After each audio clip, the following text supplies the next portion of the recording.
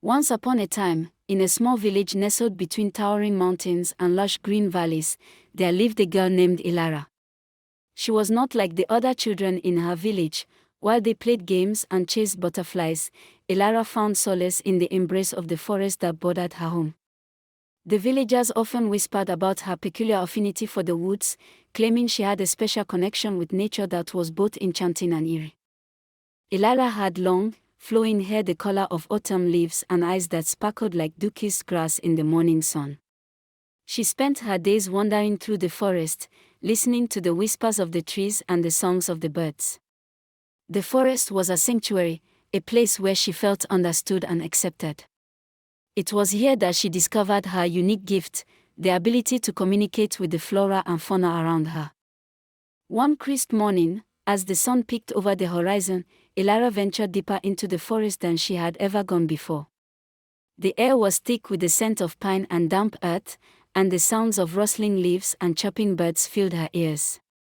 As she walked, she felt a strange pull, as if the forest itself was beckoning her to uncover its secrets. After hours of wandering, Elara stumbled upon a hidden glade, bathed in golden sunlight.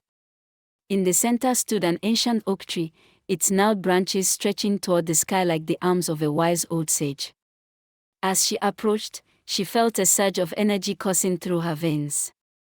The tree seemed to hum with life, and Elara instinctively placed her hand on its rough bark. "Hello, young one," a deep, resonant voice echoed in her mind. Startled, Elara looked around, but she was alone. "Do not be afraid. It is I, Eldrin, the spirit of this forest." Elara's heart raced with excitement and fear. "You can speak?" she asked, her voice barely above a whisper. "Indeed," Eldrin replied. "You possess a rare gift, Elara. You can hear the voices of the forest because you are attuned to its essence. But with this gift comes great responsibility." "What do you mean?" Elara inquired, her curiosity piqued. "The balance of nature is delicate," Eldrin explained. "The forest is suffering. The villagers have begun to encroach upon our home, cutting down trees and polluting the streams. If this continues, the forest will wither, and all its inhabitants will perish." Elara felt a pang of sorrow at the thought of losing her beloved forest. "What can I do to help?" she asked, determination filling her heart. "You must be the voice of the forest," Eldrin instructed. "You must show the villagers the beauty and importance of this land. Only then can they learn to coexist with nature rather than destroy it." With a newfound sense of purpose, Elara returned to the village, her mind racing with ideas. She knew that convincing the villagers would not be easy. They were set in their ways, blinded by the allure of progress and prosperity. But she was determined to try. The next day, Elara gathered the children of the village and led them into the forest. She showed them the vibrant flowers, the playful squirrels, and the majestic deer that roamed freely. She shared stories of the forest magic, of how it provided food, shelter, and clean air for all living beings. The children listened with wide eyes, captivated by her words. As the days turned into weeks, Elara continued to bring the villagers into the forest, sharing her knowledge and love for nature. Slowly, their hearts began to change. They started to see the forest not just as a resource to exploit, but as a living entity deserving of respect and care. However, not everyone was pleased with Elara's efforts. A powerful merchant named Lord Cedric, who had long profited from the timber trade, saw her as a threat to his business. He rallied the villagers, convincing them that Elara was a fool, that the forest was merely a means to an end. "We need progress," he shouted. "We cannot let a girl's fanciful tale stand in the way of our future." Elara felt the weight of the villagers' doubt pressing down on her. But she refused to give up. One evening, she returned to the ancient oak tree and poured her heart out to Eldrin. "I don't know how to make them understand," she cried. "I feel so small and powerless." Eldrin's voice resonated in her mind, soothing her fears. "You are not small, Elara. You have the power to inspire change. Trust in your gift and the bond you share with the forest." It will guide you. With renewed determination, Elara devised a plan.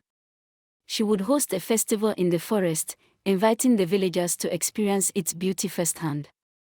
She envisioned a day filled with music, laughter, and storytelling, where the villagers could connect with nature and each other. As the day of the festival approached, Elara worked tirelessly to prepare. She decorated the glade with wildflowers, hung lanterns from the branches of the oak tree, and invited musicians to play. The air buzzed with excitement, but Elara's heart was heavy with uncertainty. Would the villagers come? Would they embrace the forest as she had? On the day of the festival, Elara stood at the edge of the forest, her heart pounding in her chest. As the sun rose, she saw the villagers approaching, their faces filled with curiosity and skepticism. Lord Cedric was among them, his expression one of disdain. "Welcome," Elara called out, her voice steady despite her nerves. "Today, we celebrate the forest and all it gives us. Join me in discovering its wonders."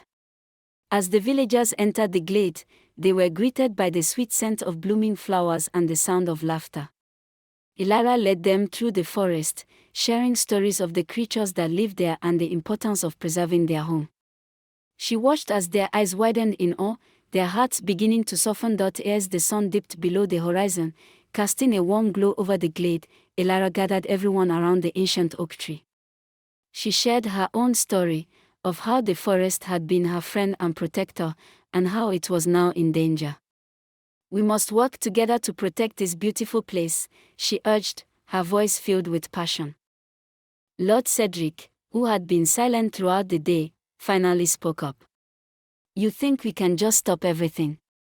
The village needs resources to thrive." His voice was laced with anger. Elara took a deep breath, feeling the energy of the forest around her. "But at what cost? If we destroy the forest, we destroy ourselves. We can find a way to live in harmony with nature, to use its resources sustainably. It's not too late to change our ways." The villagers murmured among themselves, and Elara could see the seeds of doubt beginning to sprout in their minds. She continued, "Let us work together to create a future where both the village and the forest can thrive. We can plant new trees, clean the streams, and protect the wildlife. Together, we can be stewards of this land." As the stars twinkled above, the villagers began to nod in agreement. They shared their own stories of the forest, of the joy it had brought them as children, and the memories they held dear.